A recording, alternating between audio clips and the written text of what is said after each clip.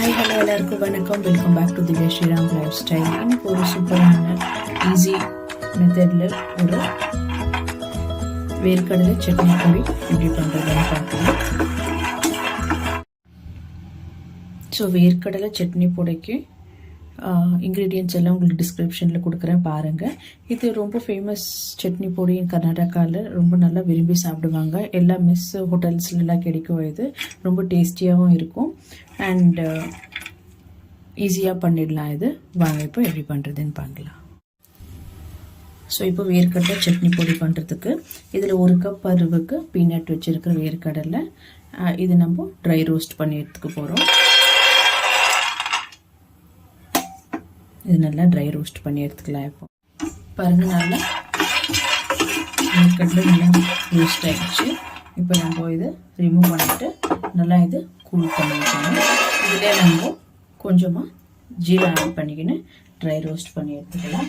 அதுக்கு 1 table spoon இல்லைன்னா 1 teaspoon அளவுக்கு நீங்கள் ஜீரா ஆட் பண்ணிக்கோங்க. நான் 1 டீஸ்பூன் அளவுக்கு ஆட் பண்ணிக்கிறேன். இது நல்லா இப்போது ரோஸ்ட் பண்ணி எடுத்துக்கலாம். ஸோ இது ஜீராவை நல்லா ட்ரை ரோஸ்ட் ஆயிடுச்சு. இதையும் நல்லா நம்ம ஆற வச்சிடலாம். ஸோ இப்போது கொஞ்சமாக இதில் இன்னொரு பேனில் கொஞ்சமாக ஆயில் போட்டுருங்க. ஆயில் போட்டு நல்லா கொஞ்சம் எண்ணெய் நல்லா சூடாகட்டும். ஸோ இதில் நம்ம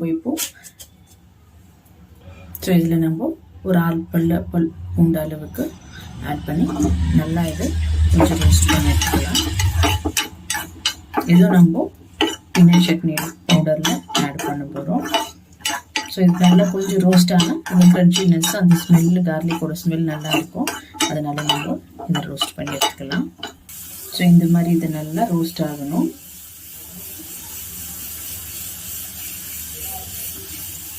ஒரு 3 நிமிஷம் நல்லா லோ ஃப்ளேமில் இல்லைன்னா ஹை ஃப்ளேமில் 1 நிமிஷம் அளவுக்கு நம்ம ரோஸ்ட் பண்ணி எடுத்துக்கலாம். இது நல்லா கலர் மாற வரைக்கும் ரோஸ்ட் பண்ணி எடுத்துனேன். இப்போ நம்ம ஃப்ளேம் ஆஃப் பண்ணிடலாம். ஃப்ளேம் ஆஃப் பண்ணதுக்கப்புறமா இதிலே நம்ம ஒரு 1/4 டீஸ்பூன் அளவுக்கு மஞ்சள் பொடி ஆட் பண்ணிக்கிறேன். அண்ட் இந்த பீனட் சட்னிக்கு வேர்க்கடலை சட்னி பவுடருக்கு நல்ல ஒரு கலர் கொடுக்கறதுக்காக Kashmiri red chilli powder 1 table spoon அளவுக்கு. அண்ட் இதிலே நார்மல் சில்லி பவுடரை இதில் கொஞ்சம் ஆட் பண்ணிக்கலாம். நம்ம கிரைண்ட் பண்ணுக்கிறப்போ கொஞ்சம் ஆட் பண்ணிக்கலாம். ஏன்னா நல்லா கலர் கொடுக்கும். ஸோ அதனால நம்ம கொஞ்சம் ஆட் பண்ணிக்கலாம். உங்களுக்கு வேணும்னா கொஞ்சமாக இதில் புளி கூட ஆட் பண்ணிக்கலாம். எண்ணெயிலே ரோஸ்ட் பண்ணி எடுத்துக்கலாம். ஸோ இது இப்போது நல்லா கூலானதுக்கப்புறம் நம்ம ட்ரை ரோஸ்ட் பண்ணி வச்சுருக்கிற வேர்க்கடலையும் இதெல்லாம் போட்டுட்டு நம்ம ஜஸ்ட் பல்ஸ் பண்ணி எடுத்துக்கணும். ரொம்ப பவுடராக இருக்கக்கூடாது, க்ரூஸாக கிரைண்ட் பண்ணி எடுத்துக்கணும். இது நல்லா கூலானதுக்கப்புறம் நம்ம கிரைண்ட் பண்ணி எடுத்துக்கலாம். இப்போ வேர்க்கடலை சட்னிக்கு நம்ம ரோஸ்ட் பண்ணி வச்சுருக்கிற கலக்கா அதை நம்ம இப்போ இந்த ஸ்கின் எல்லாம் பீல் பண்ணியாச்சு. நம்ம கிரைண்ட் பண்ணி எடுத்துக்கலாம். அதில் 1 டீஸ்பூன் அளவுக்கு ரோஸ்டட் ஜீரா ஆட் பண்ணிக்கிறேன். நம்ம ஆல்ரெடி இதில் எண்ணெய், பூண்டு, Kashmiri chilli powder, normal chilli powder and மஞ்சள் பொடி ஆட் பண்ணியிருக்கிறோம். அதுவும் இதில் ஆட் பண்ணிக்கலாம். அண்ட் இது கூடவே இன்னும் 1 டீஸ்பூன் அளவுக்கு நார்மல் மிளகாய்த்தூள், இதுக்கு தேவையான அளவுக்கு உப்பு ஆட் பண்ணிக்கலாம்.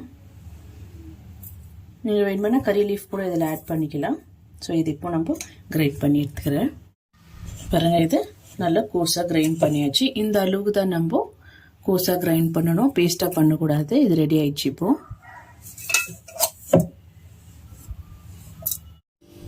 பாருங்கள், சூப்பரான ஒரு வேர்க்கடலை சட்னி பொடி ரெடி ஆயிடுச்சு. உங்களுக்கு இந்த வீடியோ பிடிச்சிருந்தால் லைக் பண்ணுங்கள், ஷேர் பண்ணுங்கள், கமெண்ட் பண்ணுங்கள் அண்ட் மறக்காமல் என் சேனலுக்கு சப்ஸ்கிரைப் பண்ணுங்கள்.